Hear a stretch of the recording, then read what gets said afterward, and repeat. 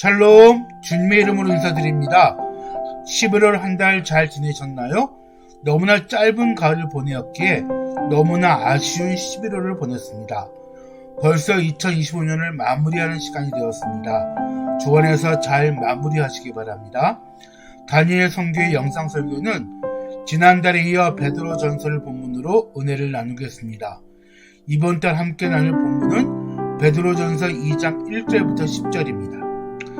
다시 말씀드리지만 우리가 역사적 시대적 배경을 머릿속에 숙지해 두시고 설교를 들으신다면 더 풍성한 하나님의 은혜를 기대할 수 있습니다. 먼저 베드로 전서 2장 전체 주제를 말씀드리자면 신앙의 본질을 이야기합니다. 그럼 오늘 본문으로 들어가겠습니다. 첫 번째입니다. 다니엘 가족 여러분, 신앙이란 단지 교회를 다니는 것이 아니라 예수 그리스도 안에서 새 생명으로 자라나는 과정입니다. 1절 말씀 보겠습니다. 그러므로 모든 악독과 모든 기만과 외식과 시기와 모든 비방하는 말을 버리고. 아멘. 이것은 단순히 도덕적인 권면이 아니라 새로운 생명으로 변화된 사람의 특징을 말합니다. 갓 태어난 아기가 순수한 젖을 찾듯이 신자는 하나님의 말씀을 사모하며 성장하는 존재입니다. 믿음 생활의 기본 생활 중에 말씀 생활이 들어갑니다. 지난달에 영상 설교에서도 언급했듯이 들은 풍월로 믿음 생활 하지 마시고 말씀 묵상을 통해서 하나님이 누구신지 예수 그리스도가 누구신지 바로 알고 믿음의 생활을 해나가시기를 권면합니다. 기본을 익힌다는 것은 너무나 따분합니다. 하지만 기본이 잘 되어지면 어떤 시련이 와도 능히 이길 수 있는 힘을 기를 수 있다는 사실을 꼭 기억하시기 바랍니다. 두 번째 4절부터 8절 말씀 보겠습니다. 베드로는 놀라운 비유를 사용합니다. 제가 읽겠습니다. 사람에게는 버림바가 되었으나 하나님께서는 택하심을 입은 보배로운 산돌이신 예수께 나아가 너희도 산돌같이 신령한 집으로 세워지고 예수 그리스도로 말미암아 하나님이 기쁘게 받으실 신령한 제사를 드릴 거룩한 제사장이 될지니라. 성경에 기록되었을 때 보라 내가 택한 보배로운 모퉁이 돌을 시온에 두노니 그를 믿는 자는 부끄러움을 당하지 아니하리라 하였으니 그러므로 믿는 너에게는 보배이나 믿지 아니하는 자에게는 건축자들이 버린 그 돌이 모퉁이의 머릿돌이 되고 또한 부딪히는 돌과 걸려 넘어지게 하는 바위가 되었다 하였느니라. 그들이 말씀을 순종하지 아니함으로 넘어지나니 이는 그들을 이렇게 정하신 것이라. 아멘. 베드로는 놀라운 비유를 사용합니다. 지금 읽은 본문에서 몇 가지 돌이 나옵니까? 산돌, 모퉁이돌, 건축자에 버린 돌, 머릿돌의 돌의 비유를 들고 있습니다. 4절에서 예수님은 산돌, 리빙스톤, 즉 생명 있는 반석으로 표현합니다. 사람들은 그분을 버렸습니다. 예수님의 십자가 사건을 생각해 보세요. 너무나 연약하고 정말 하나님의 아들이라고 생각하기에 처량하고 비참한 모습이었습니다. 그래서 세상 사람들은 건축자의 버린 돌처럼 버렸습니다. 그러나 믿음의 눈을 가진 자는 그것이 모퉁이 돌을 건축자의 버린 돌무더기 속에서 발견하게 됩니다. 그래서 송명희 시인의 그 이름이라는 시에서 이렇게 표현합니다. 사람들 그 이름 건축자의 버린 돌처럼 버렸지만 내 마음에 새겨진 이름은 아름다운 보석. 내게 있는 귀한 비밀이라 내 마음에 숨겨진 기쁨 예수 오 그 이름 나는 말할 수 없네 그 이름의 비밀 그 이름의 사랑. 하나님은 그 위에 새로운 집 새로운 공동체를 세우셨습니다. 그리고 우리도 그 위에 세워지는 산돌이라고 말합니다. 죄인인 우리를 이렇게 멋지게 세워주셨습니다. 이는 신자 한 사람 한 사람이 교회의 구성 요소라는 뜻입니다. 교회는 건물이 아니라 그리스도 위에 세워진 믿음의 사람들의 공동체입니다. 너희도 산돌같이 신령한 집으로 세워지고, 이 말은 바로 은혜를 말합니다. 위키백과사전에서 은혜를 이렇게 설명합니다. 사람이 전혀 받을 만한 공로를 하지 않았음에도 자발적으로 주어지는 것으로 이해되며 사랑과 자비 등으로 비유된다고 말하고 있습니다. 다니엘 가족 여러분, 은혜 받은 자는 겸손합니다. 나의 노력으로 받은 것이 아니라 내가 그분께 붙어 있었더니 그가 때가 참에 우리에게 선물을 주셨다는 것을 명심하십시오.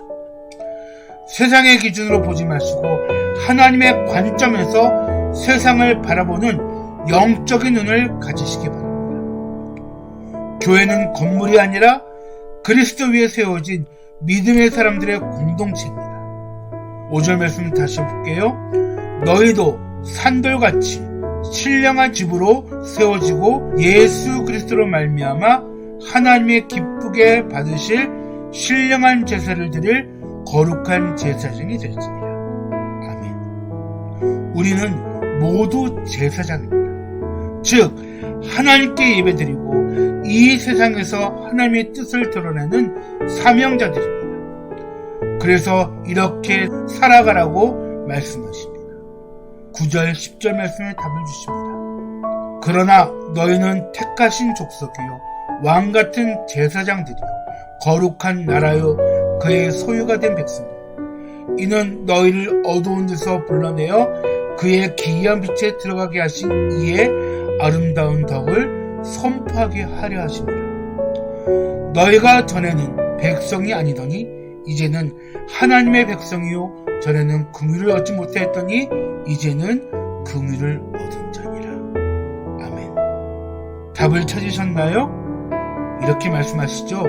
택하신 족속으로 살아가라고 말씀하십니다. CCM 하나님의 나 부르실 때란 곡이 있습니다. 조은하님께서 가사를 쓰셨습니다. 박종호 씨가 노래로 알려진 곡입니다. 영상 선교를 통해 몇 번 인용하였습니다. 다시 한번 가사를 나누겠습니다. 하나님 나 부르실 때 내 어리석음 다 보셨지만 그 어리석음 멸시치 않고 지혜로 바꾸셨네. 하나님 나 부르실 때 내 약함도 다 아셨지만 그 약함까지도 멸시치 않고 능력으로 바꾸셨네. 하나님 나 부르심은 오직 그리스도로 온전히 옷 입히려 하십니다. 하나님 나 부르심은 오직 그리스도로 온전히 옷 입히려 하십니다. 하나님 나 부르실 때 내 약함도 다 아셨지만 그 약함까지도 멸시치 않고 능력으로 바꾸셨네. 하나님 나 부르심은 오직 그리스도로 온전히 옷 입히려 하십니다. 나의 연약함 강함으로 나의 부족한 완전함으로 나를 채워주시고 나를 부르시며 주의 강한 손 붙드시네. 하나님 나 부르심은 오직 그리스도로 온전히 옷 입히려 하십니다. 너무나 멋지죠? 이렇게 부족한 자를 하나님께서 세우셨습니다. 절대 내가 잘나서 똑똑해서 부르신 것이 아니라 세상에서 너무나 보잘것없는 내 자신을 모든 것을 다 아시면서 부르신 하나님의 부르신 이유를 잘 생각해 보시기 바랍니다. 하나님께서 우리를 택하신 이유는 단 한 가지입니다. 그의 기이한 빛에 들어가게 하신 이의 아름다운 덕을 선포하게 하려 하십니다. 아멘. 우리는 세상 속에서 하나님의 빛을 비추는 사람들, 즉 어두운 가운데 소망을 전하는 사람들로 부름받았습니다. 할렐루야. 10절에 전에는 백성이 아니더니 이제는 하나님의 백성이라. 아멘. 이 구절은 신앙의 정체성을 선언하는 말씀입니다. 우리는 더 이상 세상의 가치로 사는 존재가 아닙니다. 하나님의 사랑과 은혜 안에 사는 새로운 백성입니다. 말씀 마치겠습니다. 오늘 본문을 통해 세 가지로 요약하게 됩니다. 꼭 실천하시기 바랍니다. 첫째, 입술과 마음의 변화를 점검해야 합니다. 비방과 시기를 버리고 순전한 말씀으로 자신을 채워나가시기 바랍니다. 둘째, 예수님 위에 세워진 산 돌로 삽시다. 공동체 안에서 서로 연결되어 하나님의 집을 세워나가기 바랍니다. 셋째, 하나님의 백성답게 세상 속에서 비춥시다. 직장, 가정, 학교, 어디서든 하나님의 선하심을 드러내는 삶을 살아야 합니다. 기도하겠습니다. 하나님 아버지 감사합니다.